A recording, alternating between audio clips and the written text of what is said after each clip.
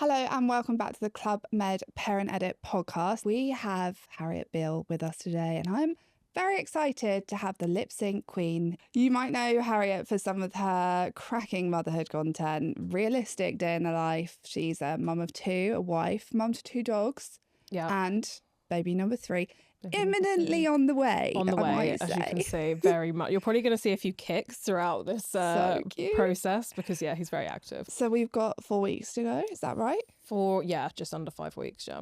And the kids are off on school holidays now. They've been off for a week already, yeah. So it's go, go, swing. go. Yeah, absolutely. There's no putting your feet up and enjoying the last few weeks. No, we're going to Bruges on Sunday for like a last final family of four. Yeah, but we're driving because I have heard stories about, flying this late on. I'm not sure I want to, be stuck somewhere. So I thought at least if I've got the car, we can. How are the kids feeling about number 3 coming along? They're feeling fine now. I don't know if anyone saw Ola's reaction to my gender reveal video. Yeah, she was not impressed. She's a handful. So now I'm feeling like grateful.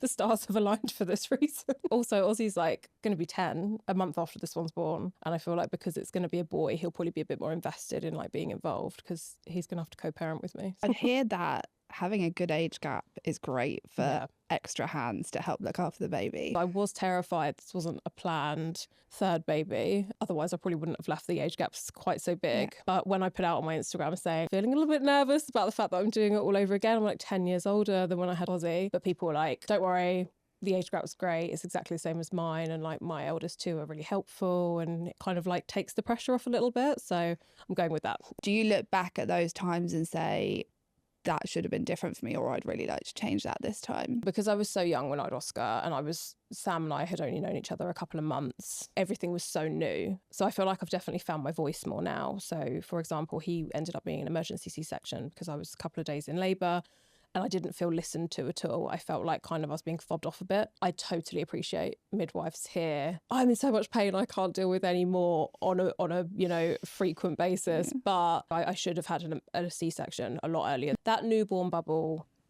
really does go so quickly. I mean, they say you only have a newborn for 28 days, which is insane. So I have said to my family and stuff look, if I don't want guests, I'm not going to have them. I remember baking a cake the day before Oscar because I was for my guests, thinking about accommodating for other people. I'm not doing that this time.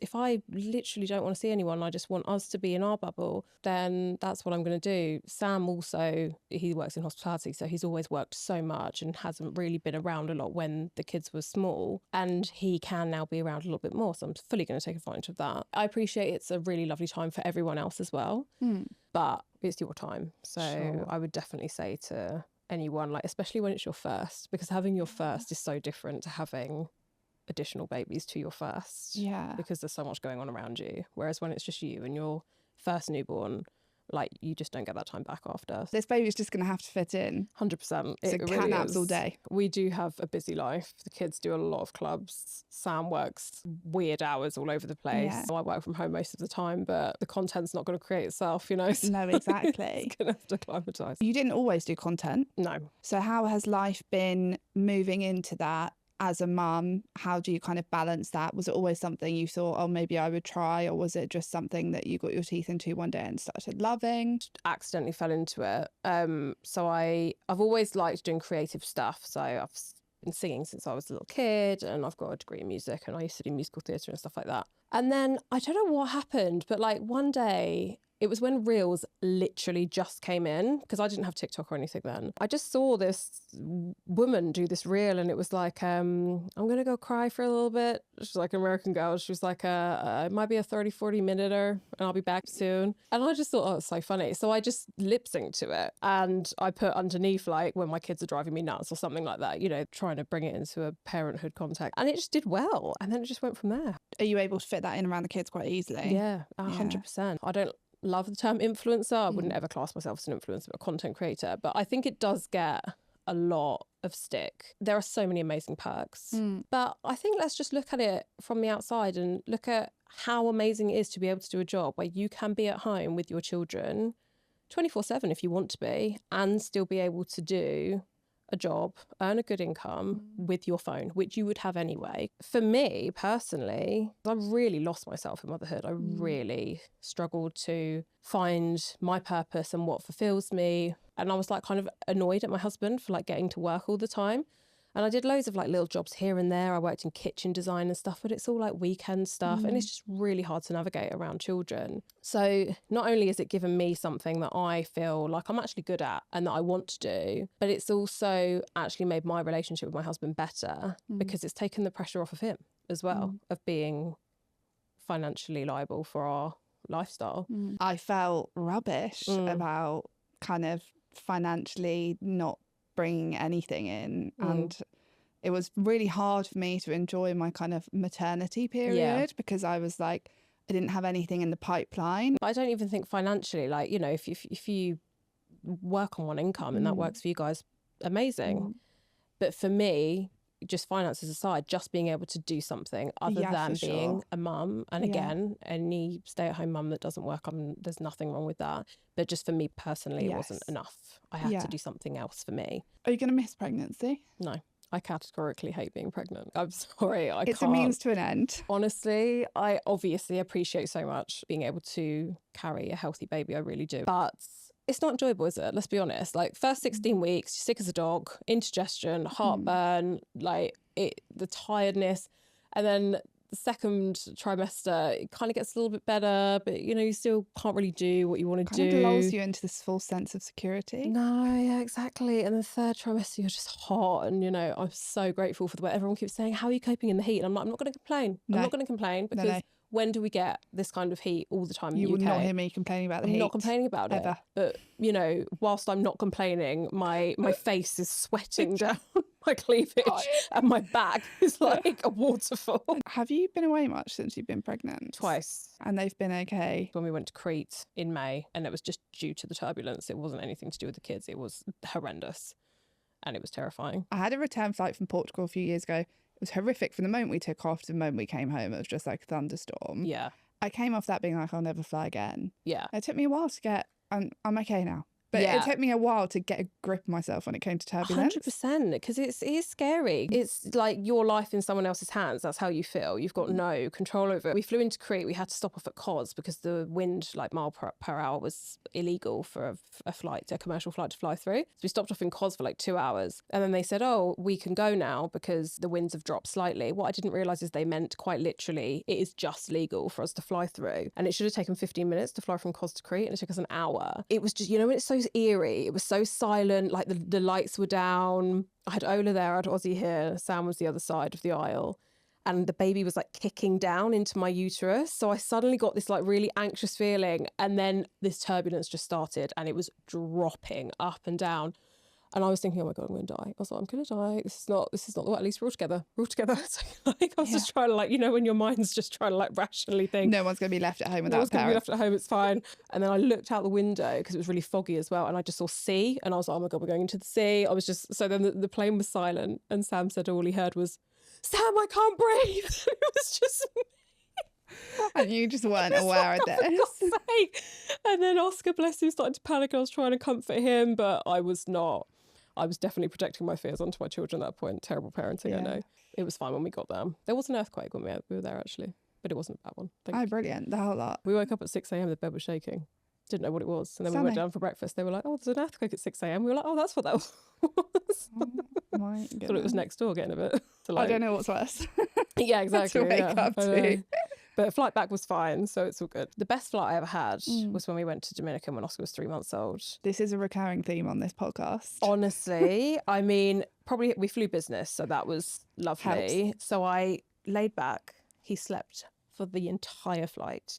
And the really funny thing is when I walked on into business. This podcast is brought to you by Club Med, the pioneers of the all-inclusive family holiday concept and inventors of the Holiday Kids Club. From gourmet dining and thoughtfully designed family suites to premium drinks and professionally run kids club, Club Med takes care of everything so you can focus on making memories. Resorts are designed with families in mind, offering interconnecting family rooms, unlimited activities and kids clubs, all included in your booking. And the best part? Children under 6 stay free at Club Med Sun Resorts. So visit clubmed.co.uk to book your next family holiday. this woman next to me looked at me and she gave me the biggest eye roll. And she obviously, I get it. She's obviously paid a lot for her ticket. No, you don't have to get it. You paid a lot too. She was, well, actually, I didn't. My Sam's parents paid, but which was very nice, thank you. He slept the whole flight. Afterwards, she came up to me. She went, "I'm really sorry," because I know I gave you a look. She was like, "But I cannot believe that how good he's been this entire flight." And I was like, "Well, neither did I, to be fair. It's my first flight with him. Like, it could have gone two ways."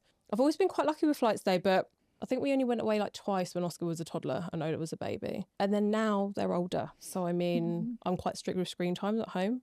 So they just love the fact that they get to sit on their screens for like however long the flight is straight, you know, without me nagging them to get off it. So now obviously the kids are loving iPad Life to fly.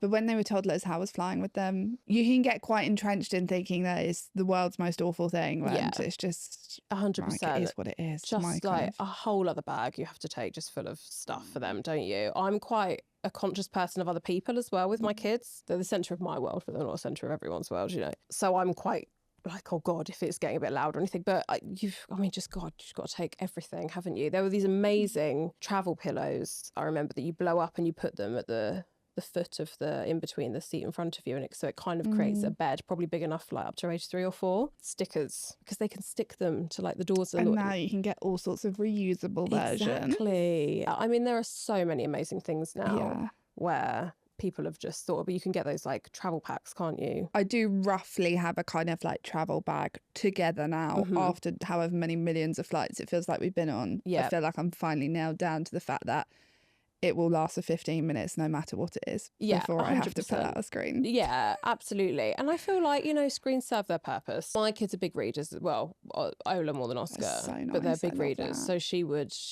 read like... Has she always been like that? Yeah, she loves it. I really hope I can foster that. You should be smug about it. If I'm reading her a bedtime story and I don't do like accents or expressions, she'd be like, "Sorry, can you get into character more, please?" I'm like, "Sorry."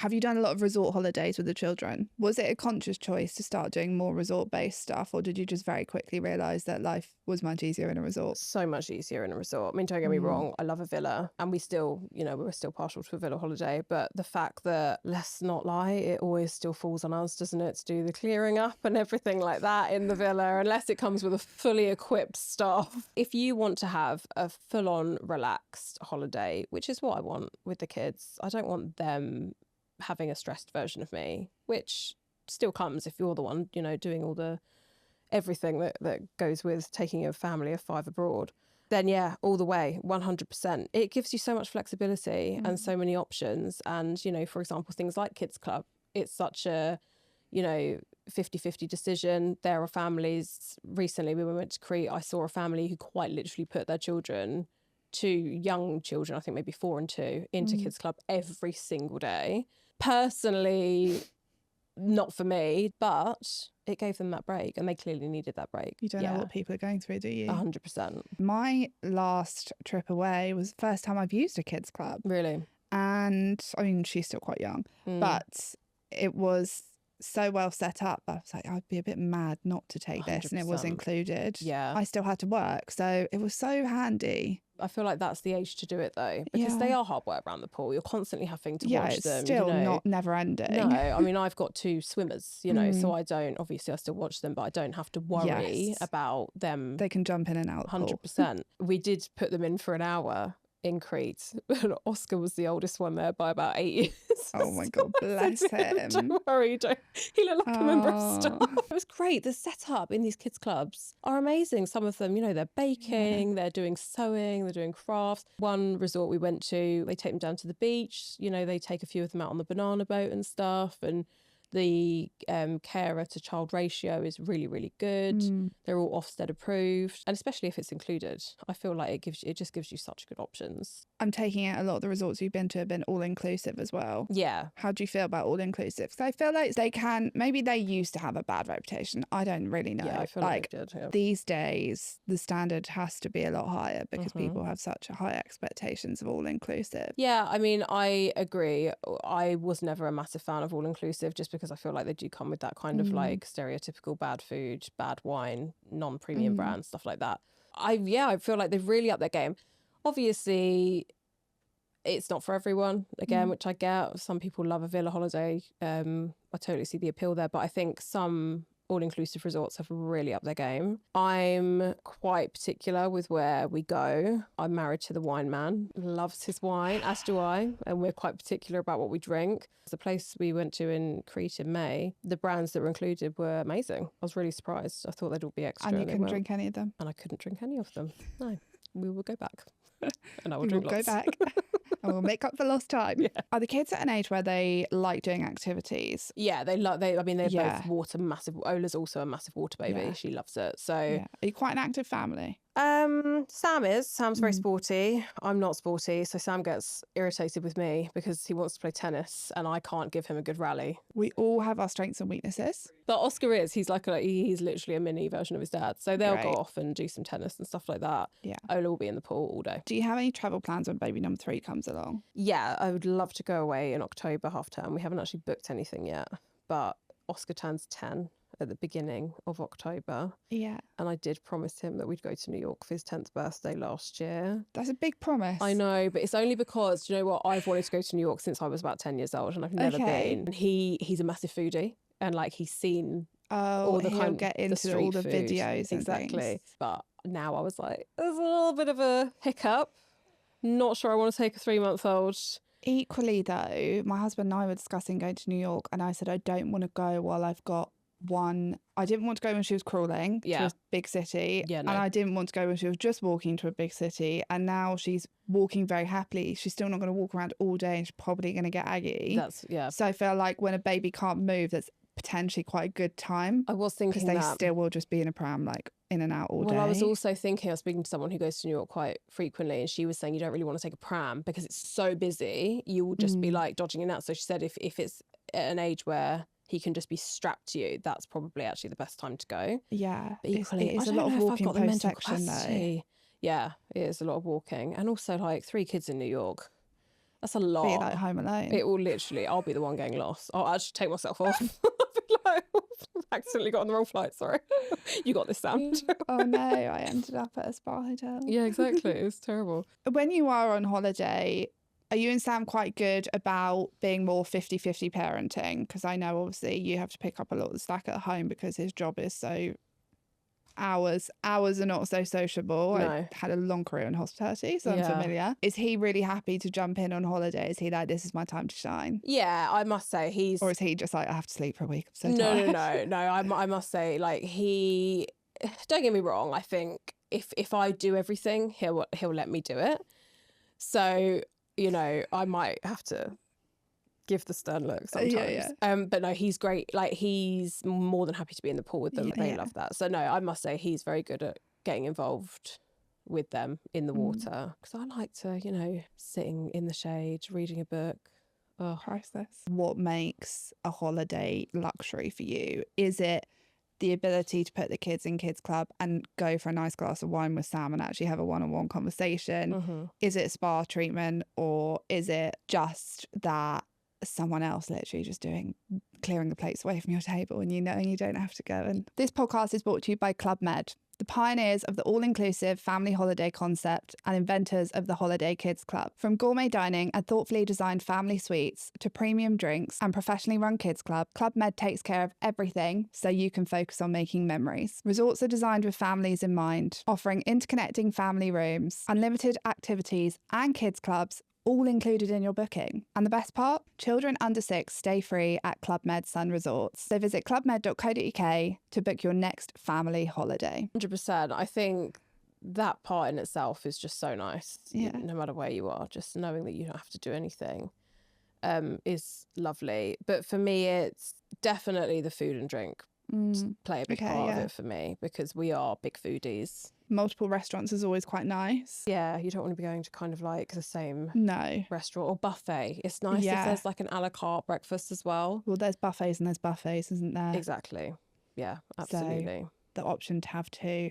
And you know, my favourite thing is just someone bringing me nice coffees on tap. I know. It's just priceless. It is. It's just so nice. Also, the flexibility of the kids' clubs as well, if you do want that hour. And sometimes they need it as well, because I think you have this picturesque vision of a holiday in your head of everyone just like loving it and, you know, it being really stress-free. But the kids do get hot, they get flustered, they get irritable, they do.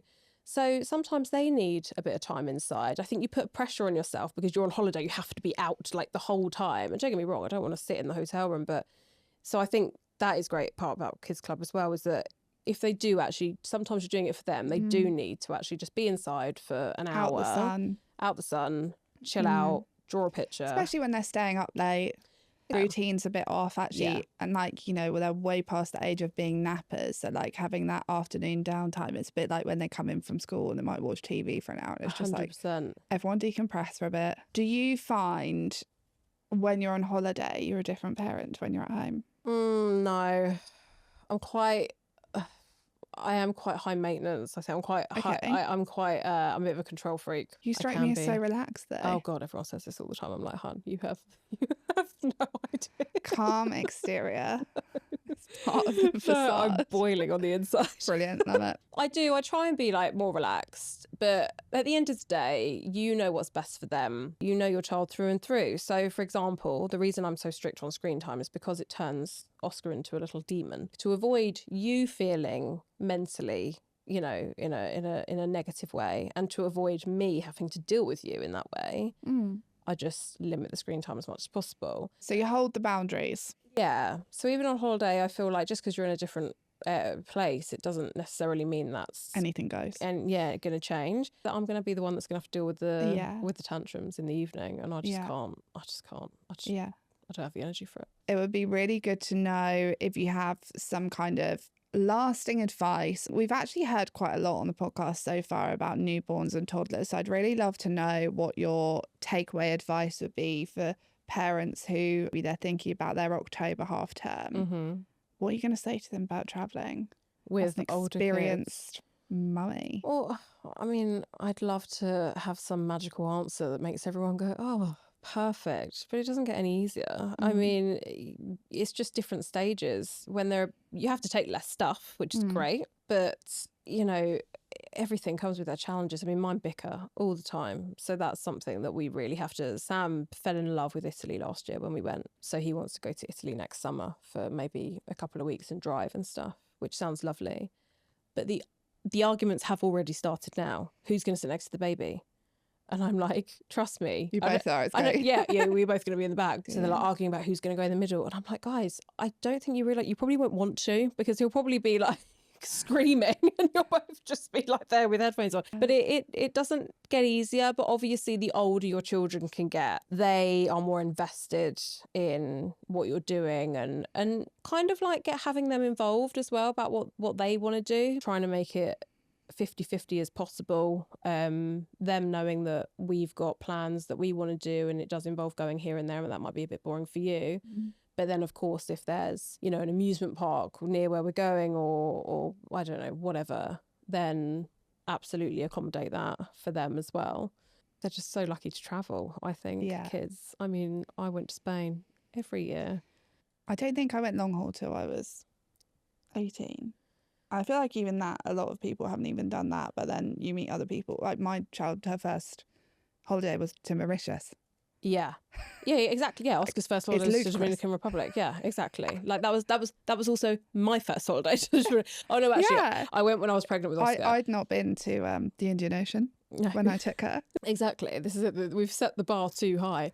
It was Spain for me all the time, and you know, like I say, last year we went to Italy. That was the first time I'd been as well. So it's nice to actually experience these things together. But yeah, definitely, I want them to realise that this isn't like a thing that you take for granted, and you know, get them to enjoy it. Thank you so much. You're welcome. I really appreciate you coming out, because A, coming up to London, I know for both of us is a bit of a trek, and B, being so close to having your baby. I know how exhausted you're feeling. I'm okay. It's just the feet, but the ice pack slippers last night were, honestly, I am getting myself some ice pack slippers, because by the time I get home, my ankles will be the same size as my thighs. It's really changed the game for me. I woke up this morning, I could actually see my ankles. I was like, oh, that's what they look like. We could also turn this into a top travel tip for pregnant women. Yes. Because I have some flights to take before I have this baby, and I'm nervous. Okay, what are you nervous about? Swelling. So compression socks. And a toddler.